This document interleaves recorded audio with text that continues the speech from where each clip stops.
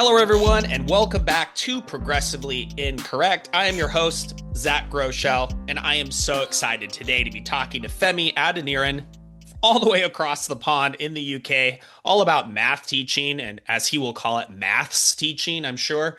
And before we kind of dive into how does a great math lesson look when using direct instruction, and how do we coach departments of math teachers to sort of row in the same direction, let's talk about our sponsors. As you know, John Catt from Hachette Learning is one of the sponsors of this podcast, and I wrote a book for them. Just tell them the power of explanations and explicit teaching, and I have the whole catalog for you to check out. They have lots and lots of evidence-informed books.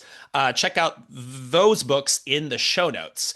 And you may also know that I'm the director of Step Lab North America, and we have a lot of events coming up. So if you want to check out the show notes, I have our upcoming event in New York City, for example. It's an in-person event, and our online programs that are for training instructional coaches and instructional leaders. Go ahead and check that out, and the demo link is there as well. I'm excited for you to get into the world of Step Lab. Femi, thank you so much for coming on the podcast. It is great to have you on. Thank you for having me on. It's a pleasure to be here. It's great to come full circle too, because one of my favorite episodes I've ever recorded with anyone was for your Beyond Good podcast. Maybe tell listeners a little bit about you and that project. Yeah. You were on Beyond Good a couple of years ago. That's a podcast I ran with a friend of mine, a guy called Matt Finley. We're just two mates who worked together in a school a few years back and spent a lot of time talking about maths teaching, what works, what doesn't work, and decided to just do it with microphones on. So yeah, you came on, and I remember having a really interesting conversation with you about schools in America, what's going on over there. I remember your view was very much that it's a bit behind the UK in terms of understanding how children learn, direct instruction, explicit instruction, that sort of thing, coaching, teaching development. So it was a really, really interesting discussion. But yeah, Beyond Good is basically two friends who are very passionate about education, just talking about it. And it's onto its 132nd episode and still going.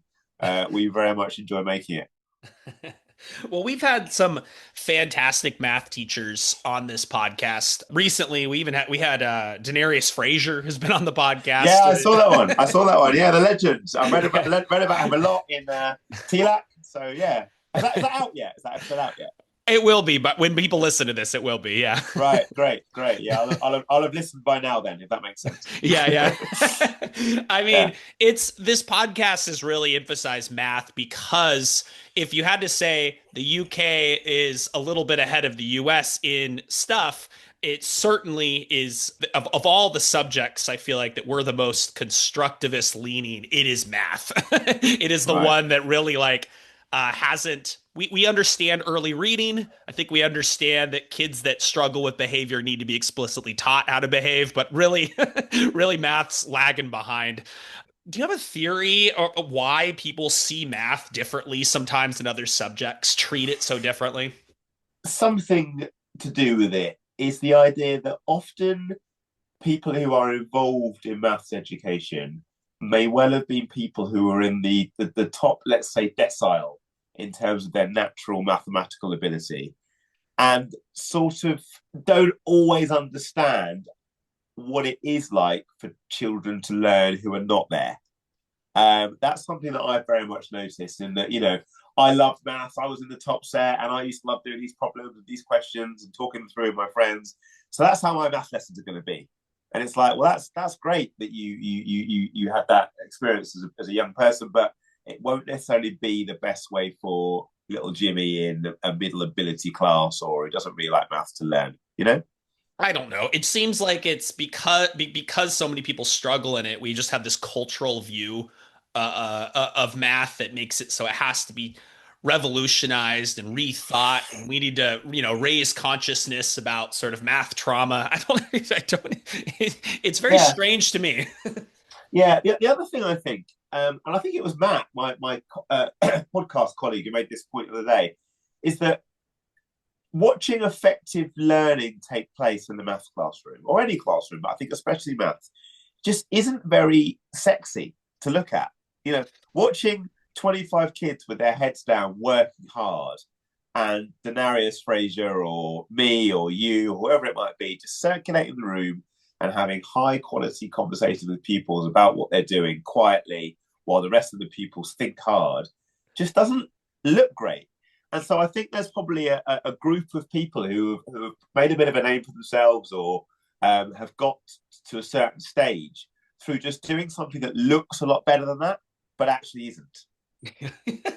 I think you're right. Well, let's get into some questions because I loved how you kind of pitched me the questions, and I thought this it was like perfect how it was. It was like out of the box. Yeah. So you wanted to say like basically like let's start with how to begin a math lesson, how not to begin a math lesson. I'm very curious about this. I'm really proud of the fact that the research points towards what the people that trained me were doing 20 years ago. Because I went through sort of 8, 9 years, and Matt the same, of really having to fight against this a lot in our careers because it just wasn't what people were doing. But then, Rosenshine came out and other things, and it became a lot more common to talk about this. But I just can't see past an effective start being high quality retrieval questions on things you've done before, just to, and we now know a lot more about why this works and how it works, but just to pull things from your long term memory into your working memory and get the opportunity to practice things you've learned previously. I'm a big sports fan. I know it's not big in America, but we like rugby over here, and every rugby session, from under sevens through to professional rugby, will start with a bit of passing of the ball, a bit of running around. Let's get warm. Let's get the hands moving. Let's do some little kicks. Let's do some little drills, all this sort of thing. And it's for exactly the same reason. It's just going back, putting this from our long term memory into our working memory. And I really am a firm believer that should be done independently. That there should be a culture in the classroom of kids walking in and just getting on with those. And that's harder to achieve than it sounds. You're describing basically some form of an entry task or a do now. There are debates that happen online between very good schools, the person and educators. The person I'm thinking of is Barry Smith. I think he won't mind if I it won't mind if I name him on the podcast, who basically argues for an immediate start to the lesson and don't start with the do now. I mean, what are your thoughts on that? Well, my first thought on that is I would class Barry as a friend. I've had him on the podcast a couple of times. He's an incredible guy. For anyone that's interested, we did an episode once where we actually deconstructed one of his lessons, like not minute by minute, but not far off it. And this is a reasonably tough school, a class that he'd taken over, sort of 13, 14-year-olds, and his teaching of French, this class, was absolutely fantastic. So a great teacher. We do disagree with him, though, about starts to lessons. He doesn't agree with written starters. I don't know whether something to do with that is that he is a language teacher. And really and truly, why would someone bother learning French? Well, maybe because you're a translator or you want to better write a letter to your girlfriend in French or whatever. But generally speaking, it's so that you can go to France and speak to the French people, right? And so there is probably something in what he does. And if anyone doesn't know what he does, he gets them straight into the room and he begins with some saying something in English, they repeat back in French. Saying something more complicated in English, they repeat it back in French. Saying something even more complicated in English, something like, I went to the shop and then I went to my mum's house and I bought a cup of tea, and they repeat that back in English, in French, and it is very, very impressive to see. I just am not too sure that it lends itself to the teaching of maths that well. He's talked about, could it be times tables and that sort of thing? It could be, but actually, generally speaking, I want my children doing multi-stage written problems that they will do at slightly different paces because their brains will work at slightly different speeds. And so I think, and I'm a firm believer in coming in paper and pen, and let's do some of these activities independently with teacher circulation.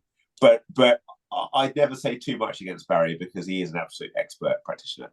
Absolutely. I mean, so it kind of brings us to, I mean, there's a lot of logistical reasons I think for the do now. You have Yeah, to take roll or attendance. You have to start in a calm way. A lot of hallways like are not as calm as people as they should be. So kids come in and they're just sort of bringing in a lot of baggage from yeah.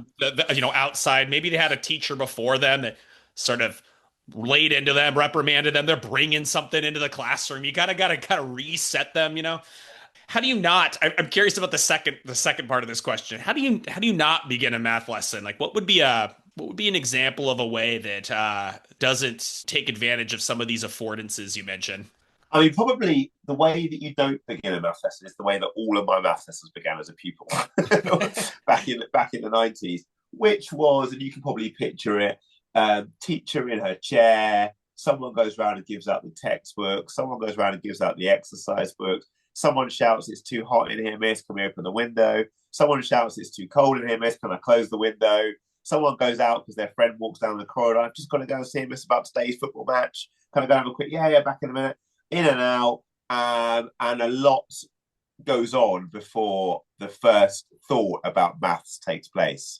And one of the things that we've talked about a lot in my school, where I lead on teaching and learning, is I call it reducing the background noise. So actually, if you can imagine a straight line going forward, often what the kids want to do until you train them otherwise is take you off that straight path in another direction. And some of their "Can I open the window? Can I close the window? Miss, I've done my homework. Miss, was there actually homework? Miss, your dress looks nice. Miss, I've got a football match tonight," is their quest to take you off the path that you want to go. But they don't all want to do that. And actually, I see it as my job to do what my mentor, who trained me, used to call protect the class. And there will be a lot of people in that class who actually do want to get down to it and learn something. So what I'm trying to do is create an environment where I can protect you guys and give everyone the opportunity for a settled class. So to answer your question, what shouldn't be happening is basically anything that isn't thinking about the starter activity. And I would include calling the register in that. We've had some quite animated discussions around this in my school. I'm a firm believer in the fact that if you know the class and if you know the seating plan, if you have a seating plan, then why do we need to do all this? Zach, yes, miss. Lewis, yes, Matt. Just let's just. I know you guys. Like you always sit in the same seats, and I know all your names. And you all walked past me at the threshold at the start of the lesson, or they should have done. So why on earth do we have to have this silly performance of me shouting out your name and you saying yes, sir, when I could just get that done? So I'm a firm believer in silent register. Get that done. Get away from your laptop and get out and experience the learning and circulate the room. Yeah, absolutely. And I think the do now lends itself to that, I mean, it's like you can look while everyone's silent at your seating plan and you can just match up students are there or not. You got a couple that are not, you just put your X in and then Yeah. active circulation. I mean, get the clipboard out. Let's look. Let's observe. Let's collect data. I mean, my general method of doing the register, when I know a class reasonably well, I've got about 30 seats in my classroom, and most of my classes are reasonably full. So my first scan is anyone sat in the seat they should not be sat in? And my eyes are pretty good at just scanning across the room and no, everyone is sat where they should be sat. Okay, next, which seats are empty? That one and that one. Who sits in those seats? Zach and Matt. So they're not here. Right, let's go and do the register. Done. Yeah, it's pretty standard, I think. I'm curious, like you get the lesson started like sort of right away because everybody's doing their reps to start off. Do you spend a lot of time or how much time do you spend actually like correcting the answers? So there was a time, I nearly a decade, when I would go back to the board and I would very much do this big performance of kind of, "Zach, you kick us off. Question one." Okay, question one, sir. I found a common denominator and then I multiplied and I would go through every single question like that. And I don't think that's the end of the world.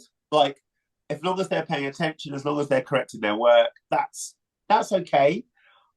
I have now adjusted that slightly, and I very much try to use a Lemov term, hunting, not fishing. So I will go around the room now, and I will make a pretty quick call. Where are we with this work? Okay, there were 5 or 6 questions. I'm pretty happy that questions 1, 2, 3, 4 were all done reasonably well. 5 is a complete mess. And 6, I think they just need to know one little thing. And if they did that, that would open up their thinking on this question. So I then would be going back to the board and getting the answers to those first 4 up pretty quickly. Okay, eyes on the board. Everyone look at the board, please. Right, I was pretty happy with question 1 to 4. A few little problems, but here we go. I'll go through them very quickly. Right, question 5. This caused problems. I now want everyone focusing on me, looking at the board, because this was not very well done. And then I will make a big deal out of that one question. What I'm not doing is making a big deal out of all of it. I do think there's something in cold calling and making students accountable that they will have to give their full answers to questions. Because one thing I have noticed a little bit doing observations, sometimes in my school or other schools I visited, is that it can become a little bit like, right, okay, so that's that done. Here are the answers. Tick across, tick across, tick across. Okay, and next. And it's like, why they don't? Do you want them to believe that there's a point to this? Because if all you're doing is saying there are the answers, tick across, why can't I just go to sleep? You know, and on the whole they don't, because they do on the whole want to do well. But I think there is something in a kid taking pride in saying, Zach, I was really impressed with your answer to question 2. Can you just talk us through that step by step? Oh yeah, I drew a grid and I did x times 2x, and I know that's 2x squared.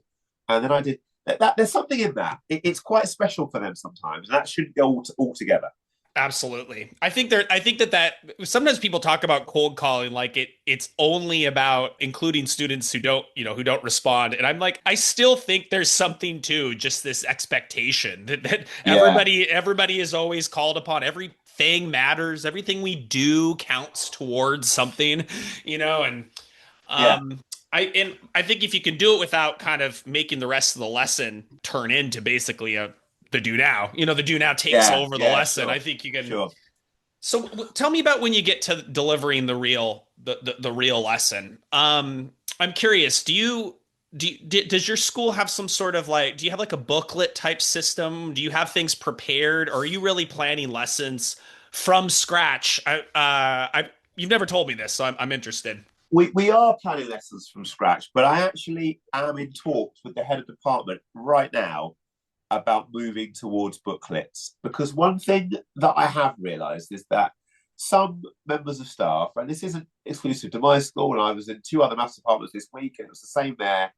Once you add in the added layer of having to think about the questions that they're going to choose, and then you add in the fact that explaining isn't always easy to some people, and then you add in the fact that holding the attention of pupils isn't always easy, those things kind of multiply on each other. So actually, is there a role for moving towards booklets and removing that and saying, look, we're gonna tell you what the examples are to use when you're teaching adding fractions to a class that haven't done it before? Because I know what they are, and they're these. So that what you can then do is use your, well, 2 things. Firstly, you can deliver those examples knowing that they're the right examples. Because so often you watch a teacher deliver something and you're thinking, oh, brilliant, that's going to come out as a negative, and that's not what you wanted because you haven't thought this through. A half take away 5/8, it's not going to be, and they haven't quite got there. But actually, if we remove that, then I think my current thinking is that what might be able to happen is that those teachers can spend more time thinking about the delivery. And certainly, I know you've come across like Pritesh Raychuria, and I've been to his school, Arc Zone, and that's very much what they're doing. And I think that's probably the direction I'm going in now.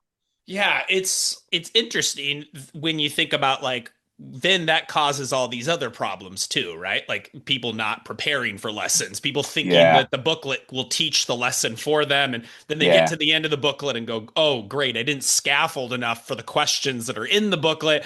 There's no real easy answer, but I'm definitely on the side of lesson preparation over the planning. I don't know. So what do you do when you plan out then the lesson? Like what's your process and what does it end up looking like?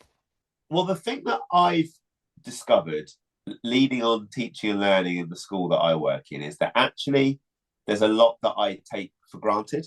And there's a lot that I probably go very hard on in the first few weeks, get sorted, and then don't have to really do any more.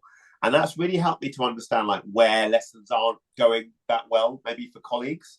So one thing I go very hard on in the early weeks when I'm first teaching a new class is what I've recently started calling the readiness routine, explaining to the pupils what they are going to do for the next few minutes and what I am going to do for the next few minutes, and being really, really like, dog with a bone on that and making sure that it happens.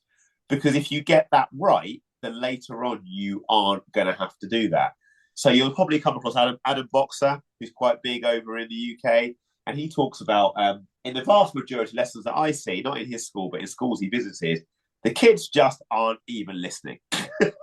So actually, let's just forget it because they're not actually listening to you. So it's definitely at the start of the year, a readiness routine, being really clear with the pupils. Right, okay, pens down, eyes on the board. I am now going to go through 3 or 4 examples of this new topic that you don't know. Nobody's going to interrupt me. And then after I've gone through those examples, you should be able to do this and you're going to have a go at some. And then really scanning the room and making sure that that happens when I'm teaching. That's really important. But what I've also learned watching videos of myself or Pritesh or Matt or whatever is how much Matt talks a lot about the CPU, the computer in your brain can only be devoting 20% of its capacity to the teaching, while the other 80% scans the room, makes sure they're paying attention. But actually, for less effective teachers, a lot of it is taken up just getting it onto the board, getting it onto the iPad, whatever it is they're working. And that then means that pupils can spot that. And it's like, she's teaching solving equations, but she's not really. She's just solving equations. Yeah. And that means that I could do whatever I want. So certainly for me, it is being really clear with the pupils about what's going to happen. I'm a firm believer in pens down, eyes on the board, don't need to be doing anything other than looking at the expert. And then I am explaining this new concept myself without interruption, but I'm also scanning the room and making sure that the class are following me. And again, that is harder than it probably looks. Well, yeah, I mean, some teachers are kind of scared of the kids. They're kind of Yeah, scared. yeah, They're kind of scared of making that eye contact and involving them, listening to their nonverbals, listening to yeah. the responding to behavior, or they can kind of, let's just like, kind of let it go, maybe ignore this for now and see if it goes away. You just kind of following through, making sure that this is happening, using your whole body. Are you using the visualizer or the document camera? Yeah, so actually, I actually don't use that, although they're very good. I write directly onto my iPad with an Apple Pencil, and that then is connected to the screen. So everything I write is going straight up in real time. So it's the same as using a visualizer, but it's definitely live modeling in real time, no PowerPoint, writing directly onto the screen, thinking aloud. And what I talk about a lot is going through the same process that the kids are about to go through. Do you know? Yeah, I'm so there's a few questions I have here because there's some debates around this, and maybe it's just that you do some things at different times, but there's one version where you model this out loud and you don't want to interrupt yourself. You don't want to self-interrupt. You don't want to have the kids respond. You don't want them to say anything because it's going to interrupt the linkage of the ideas in the Yeah, model. yeah. There's another version where you're basically checking for listening at every interval to make sure that they're paying attention to the parts. I'm curious, do you see yourself using elements of either of those strategies? The culture that I very much create is you will be listening because in a minute you're going to be doing this, and it'll be very obvious to me those of you that aren't doing it. And actually, what I will also do, and it clearly doesn't work if it's half the class, but if in those early weeks I've got 2 or 3 people that just can't do it because they weren't listening, I make a point of that, and I actually just leave them. So I will do something like I'll teach solving equations, 3 examples. Right, okay, now here's 5 for you to do. Off you go. Stay at the front, clusters perch, get them all settled in independently working, then circulate. And if I've got one guy at the back who's just like, oh, so I don't have a clue on this, it's like, I know you don't. And I'll tell you how I know you don't, because you weren't listening to anything I was saying when I was teaching. And actually, I'm not against that. And that could be the biggest driver for some kids, feeling like they're a bit out on a limb. Like, oh, okay, they can't. I can't. That's actually quite important. The other thing that I do, and I guess this is more of your checking for listening thing, and I was talking to someone about this the other day, is what could be very effective is inserting children's names into your explanations as you teach to make the point that you are noticing people who are wandering in terms of attention. And I didn't even know I did this actually, but I was doing it as a model for someone the other day. So I'll give you a little demo. It'll be something like saying, okay, so we've got 2x plus 3 equals 7. I'm going to minus 3 from both sides. Zach, you're not listening. Eyes on me, please. 2x equals 4. I'm then dividing by 2, and I've got an answer of x equals 2. And I know Zach still isn't looking at the board. You need to be on the next example, please. Right, question 3. Let's have a look at this one. So, and it's just not breaking the flow, but also it's saying, I am watching very carefully. And the reason why I remembered that I do a lot of this is I was watching a teacher the other day, and theirs was more like this. Okay, so we've got 2x plus 3 equals 7. We're going to year 7. This isn't good enough. This isn't good enough at all. You're not looking at the board, and you should be. Okay, we're going to minus 3 from both. Still not looking. Still, this is not good enough. You're not going to do this if you don't listen. Okay, so we've got 2x equals 4. I am not going to. And I remember watching saying, it is very, very hard to follow a new process that you don't know if it keeps getting interrupted for 3 to 5 seconds with a big tell off and a big, and so actually dropping it in there from time to time as part of the flow does help people, does help it just carry on. And then you can kind of say, look, I'm not dropping my flow here, but I have noticed. But again, it's not easy stuff. Yeah, that long self interrupt, and then you do it a few times and you go, fine, great. Then now you've created the situation where there's like there's just this conflict, this battle you've created. But quick, lightning fast sort of redirections. It reminds me of like least invasive intervention, like kind of the Doug Lemov style. So what do you do when you sort of you said you have like 3 or 4 models, 3 or 4 problems you go through? Is there a strategy to how you sort of select those? Do they kind of go in the order of what would be sort of simplest to hardest, or are they all the same? I'm curious about this. Yeah, I kind of would say that my first one is always like what I would call the settler. It's he's done this big chat about how we're doing this big new topic called Pythagoras. I'm a little bit scared by that because what on earth is this? But he's done example 1 and it was actually fine. And that's how you want them to feel. Like, and sometimes you get this lovely bit of feedback from them when they just kind of nod. It's like, that was okay. And you're like, good. And then you know what's coming. We're now going to go a little bit deeper into 2 and 3. But you do want them to kind of settle in 1 and feel just happy with it. And you can go either way with that. So you'll see teachers who will just do something ridiculous on the first one. Like they're trying to do area of a triangle using trigonometry. But in their example 1, it's like a little triangle where all the sides are 5. It's like, and we do know how to do, like perimeter of a triangle, let's say. And all the sides are, we do know how to do this, don't we? Because we 5 plus 5 plus 5 is 15. And then you can get this kind of eye roll of, this woman thinks we're stupid. What on earth is it? And you don't want that. But you also don't want launch into the hardest thing and straight away you get that horrible, what? Huh? Do you get this? No. Do you get this? No. Because that's also a bad sign. So you want to be in the middle somewhere with a nice little settler where it does teach new content, but it doesn't blow people's minds. But of course, none of this goes anywhere if they're not listening.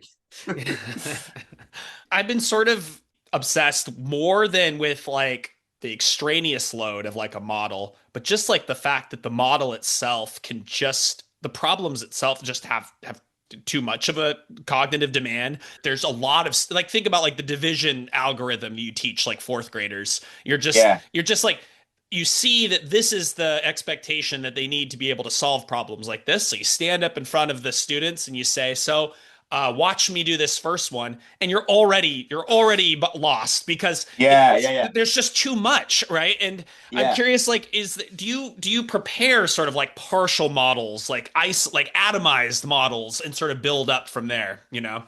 I don't know what the atomized stuff means. Someone was talking to me about that today. Actually, I don't really know what it is, but I just prepare a couple of examples that are ready to go on my iPad that I can then just do the first one and scroll down, and the second one's there. there's the third. I don't want to have to be like drawing it out in front of them because that wastes a bit of time. And I just like, I would describe it as like you're telling a little bit of a story. You know, I know you've got kids. You're sitting on the edge of your kid's bed. And you go, "I tell you a little story. I tell you a little story." You know, there was a wolf, and the wolf lived in a big house, and the big house was made of like marshmallows. And the kid's like, "Oh, this is a cool story. I can't wait to find out what's next." And you kind of want that to be your lessons. Like there was a triangle, and this triangle had an unknown side, and we find it like this. Oh, that's kind of cool. That's cool. I think I could do that. And then you go into your next one and your next one. And I tend to sort of, and I don't make any apologies about this. I was talking to someone about this today. I tend to over teach a little bit. And I often get to a situation where probably most of you could do this after example 2. But I am actually going to do an example 3 because I want 100% to be able to do it when I release you. Because the one thing I hate, and I know maybe we're going to come on to this, is what is not good in the math lesson, is a teacher then having to go around the room and reteach. Yeah. Because that's wasted time. So I probably do go a little bit beyond where some need it. But that's because when I release you, I want everyone to be able to do this. It's interesting you bring up the storytelling kind of stance or mode of teaching math because often people read the chapter I wrote about storytelling and they go, Right. well, that only applies to history. And Oh, no. the examples you gave were only really like humanities kind of lessons. And I go, well, I should have, I should have said what you just said, basically. Do you have the calculators in the US that leave things in natural form? Like if you push √8, it would say 2√2. Is that what you use? Yeah, that's right. Yeah. Okay. So all of our calculators do that. And I've got a set way that I will teach like surds to like year, well, whatever year I'm doing. I did it the other day, and I'll sort of say, okay, so we've got a square. The area of the square is 36. So we know, don't we, that the sides of that square are 6, because 6 times 6 is 36. Better way of saying that, square root of 36 is. And you can see that, oh, yeah, that's fine. Okay, now we've got another square where the area is 8. Okay, so we're going to square root the sides. Now, I could do that on my calculator, and the square root of 8 is 2 point blah, blah, blah, blah, blah, blah, blah. But I don't want to put that, so I'm going to put √8. And actually, there's a way of simplifying that √8. I then show them what that is. And then we've got 2√2. And that's what your calculator's doing when it gives you that. Now, and you can see them being like, this is as cool as it's ever going to get. Like, I'm not going to go home and tell my dad about this. Like, I'd much rather be on my phone in bed, right? Like most teenagers, or me. But that's all right. And I'll tell you actually the king of this, the absolute gold medal king that puts me to shame on this. Have you heard of Eddie Wu? Yeah, that's right. Yeah, I have. That guy is the master storyteller, and he just lets maths tell the story. And I never know with him whether he actually does end up getting the kids doing any like independent practice, because he seems to just be a bit of a storyteller, but maybe he does. But watching him teach like what was it? I was watching him do something the other day, and it's just beautiful. His ability to take me from what I know to what I definitely know I didn't know is masterful. Yeah, it's something I need to emphasize more. I think it's a stance, it's a mode of explanation that embeds narrativity. You know, it's something about like I talk about how people said this teacher should be more engaging, blah blah blah, and it's a way of like gaslighting, Yeah. teachers. But it's really, I think that's what it comes down to, is that this is a person who's looking at us and scanning the room and telling something in a way that just sort of one thing unfolds logically after another, and they're using gestures, and it's just a way of masterful, teacher expression. I think it's awesome. The engaging line is hard, isn't it? Because there definitely are people who make things sound more interesting than other people. Yeah. And it's hard to kind of quantify that. It's hard to have a step on that. Yeah, but I've seen like first day ECT trainee teachers who make solving equations sound more interesting than the guy who's been doing it for 40 years. And I don't know how you teach that. Yeah. Well, I'm curious about this question you have in here for me. The transformative method of giving people answers as well as questions when tackling math problems. What do you mean by this? So what I mean by this is that I was taught maths back in the day like this, okay? This is how you solve equations. I'll do two on the board. You'll sit quietly while I do two on the board. Thank you, okay? Here's a dusty old textbook. You'll work through them. And then with about 10 minutes to go, I will call the answers out. So question one, X was 4. Tick it or cross it. Question two, X was 6. Tick it or cross it. And the teacher would call out the answers and we tick, tick, tick. Oh, cross, cross, cross, cross, cross. Okay, now you can go and have your lunch. And then when I got to like A level, which is just before what you guys would call college, we started to use textbooks that had answers in the back. And the teacher would just say, work through the exercise. This would obviously be quite a lot more advanced than like general school maths. But as you go, flip to the back and make sure you're getting them right. So you solve like a hard equation and you think the answer was X equals a third. You flip to the back of the book, you check question 4B, exercise 4B, question 2, X equals a third. Yes, it is. Yes, good, got it right. Okay, now I'll do the next one. And you get this little, what Matt calls the dopamine hit of, I could do this, I'm getting it right. Brilliant, next one. And when I got to teaching younger kids, like secondary school, age 11 upwards, I just thought, why can't we have that every lesson? Why can't I give them the solutions as well as the problems so that they can mark their work in real time and know if they're getting it right? Now, there's a couple of caveats to that. You can't do it with work that basically has no stages of working. So if it was like directed numbers, you're trying to work out like -2, -3, the answer's -5. We can't have the answers right next to it because you can't tell whether the kids are just copying the answer or not. But if it's something that takes some working out, like for example, I was watching a lesson today, which was surface area of a cylinder of a cuboid.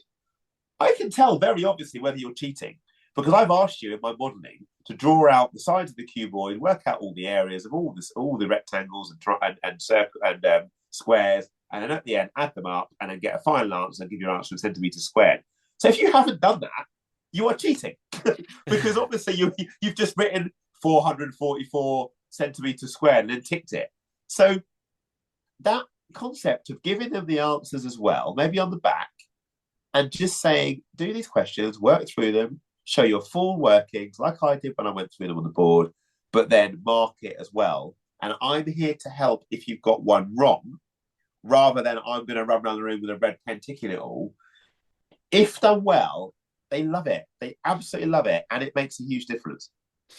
I think about the ways that students would like game it and cheat basically. Like you think about I divide help seekers into help users students into two categories. There's ones that sort of abuse the help. They basically use it to kind of like just get through it without having to do any thinking.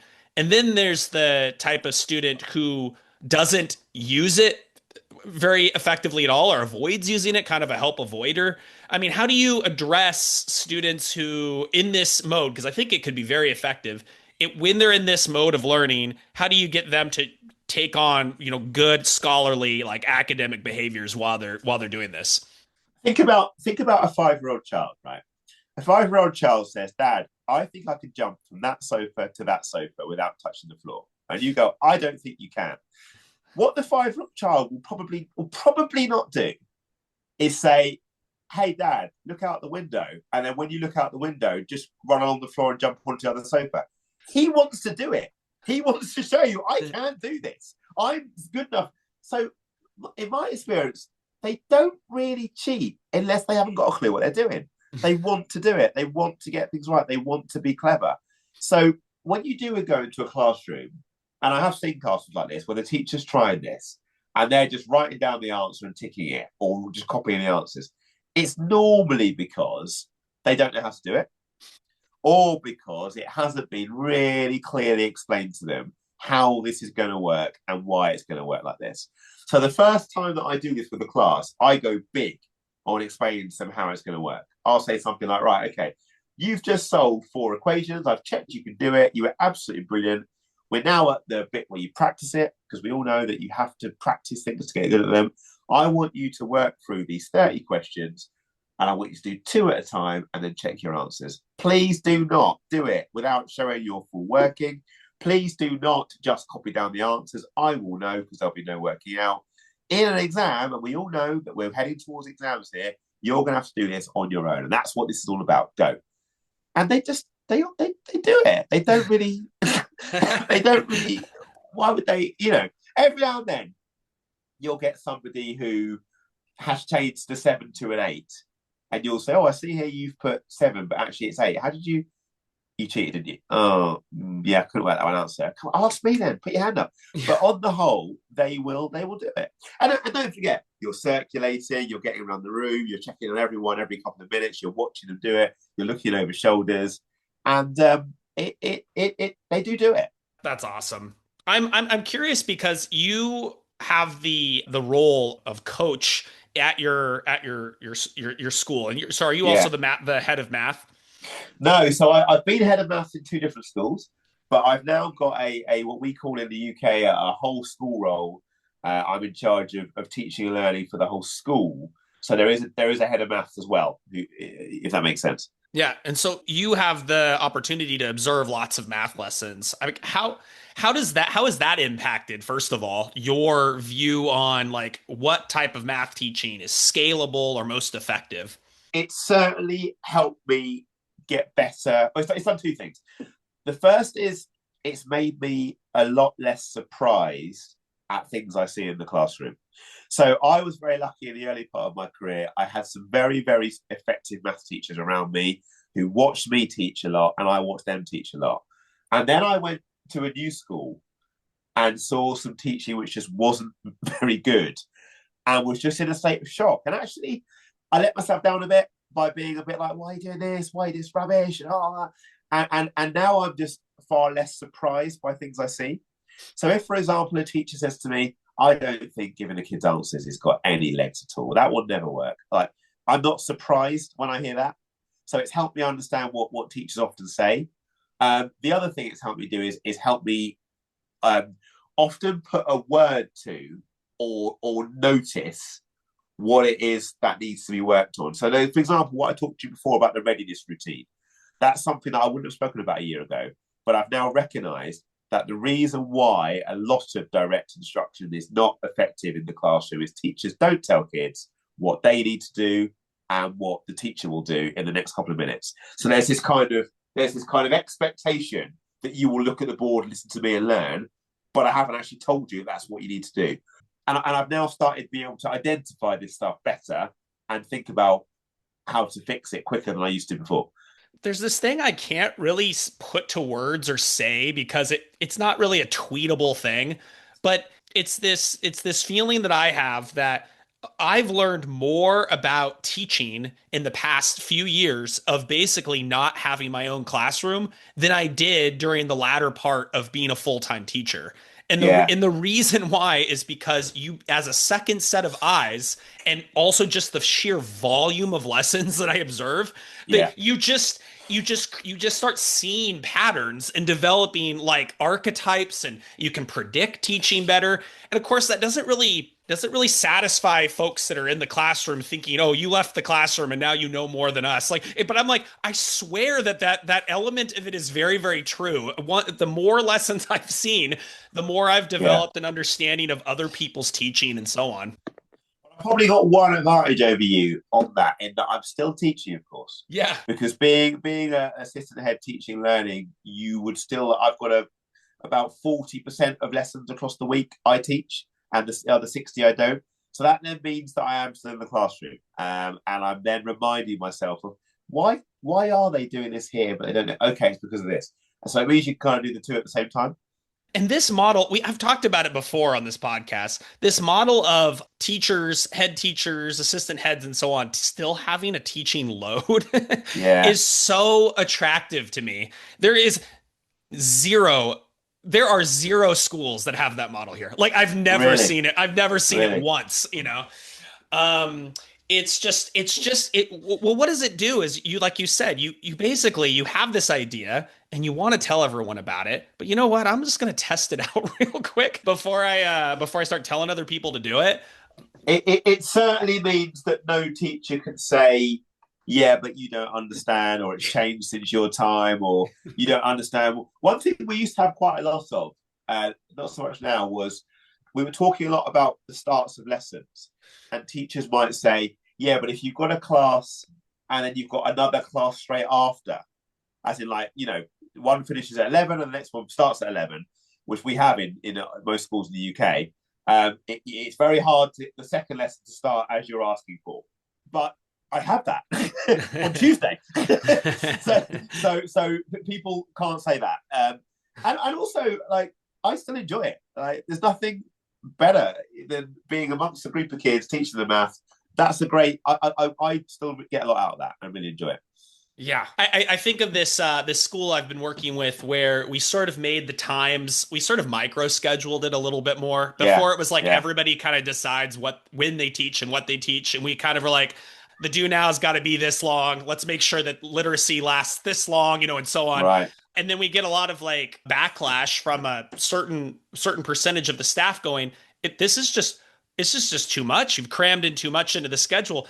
And I just think if I was teaching this, I could proof of concept, like, no, it's not, Yeah, or I could yeah, refine it and bring it back, but I don't really have the ability to do that. I just sort of have to take people at their word, you right, know? right. In the UK, a head teacher may not teach, but that's all you'd get would be the big boss. But even there, you sometimes do. I was in a school today where the head teacher teaches, and she was teaching history like this afternoon. Yeah, it still happens.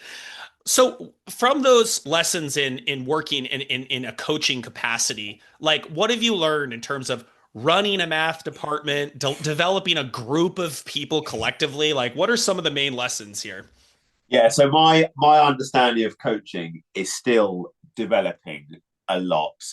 I believe you've had like Josh Goodridge on the pod, and I see him as being an absolute legend of this. Just the way he talks about coaching, I've seen him coach. Matt, who's my podcast co-host, works quite closely with Josh, so knows him very well. And I really want to be like where he is, because in the same way that you could give me like a problem in the classroom, so you could say, okay, Femi, what happens when you're mid explanation and a kid looks out the window and a bird flies past and they start laughing? What would you do then? I could like go to a bank of similar situations I've dealt with and think, okay, I can select my answer from my experience. I want that with coaching. And I think Josh has got that with coaching. And I think it's one of the reasons why Step Lab is so good, in that he has road tested this for like a long time. Before saying, oh, this will work, he said, let's check this works. And I can remember on the Step Lab, actually, some of the very early training videos they put out, he was like a deputy head in his school, like in his office, recording like training stuff for Step Lab. So he really was right in the middle of it as a main scale teacher. And that's what I want from my coaching. So I've learned a lot about it. I now 100% do believe in incremental coaching and just picking one thing that we're going to work on. Exactly like you would with a pupil. You go over to see your friend's son's house because they need maths tuition for their exams, and they've got their mock paper, and they say, "Oh, I need help. I got 20. I got 12% in my mock. I need your help." You don't say, "Well, let's just go through the whole of maths now, get that sorted." Yeah. You say, "Okay, right. Okay, I'm noticing here that you haven't really got a very secure understanding of directed numbers like positives and negatives. We've got to crack that, because that underpins a lot of the algebra that you'll need to do, a lot of the number work you'll need to do. So let's work on that today." That is exactly what you need to do with teachers who are developing. But people don't. They go in there with a notepad and write 14 pages of developmental points. Say, why don't you try this? Why don't you try this? What I do is this. And that's what I used to do. Very much what I used to do. And now I really do believe in scaling that down to, okay, at the moment, we're working on you having a really clear readiness routine so that pupils know how they're supposed to behave when you're teaching, and you communicate with them what you're going to do when they're teaching. And that's what we're going to nail this week. And that's it. I really do see that as being the way forward. It's hard, though, because I make two mistakes. The two mistakes I make are not being able to pull out a step which is robust enough, and it's probably not the right one. And the other mistake I make is just giving a step that's too big. I sometimes basically say, so Zach, I'm coaching you. Your step is basically to be able to get the class into the room, settle, teach them some maths, circulate the room, make sure they're doing it, and then dismiss them at the end of the lesson. That's your step for this week. And it's like, it's just too much. And I'm still making that mistake now sometimes. So I'm learning this.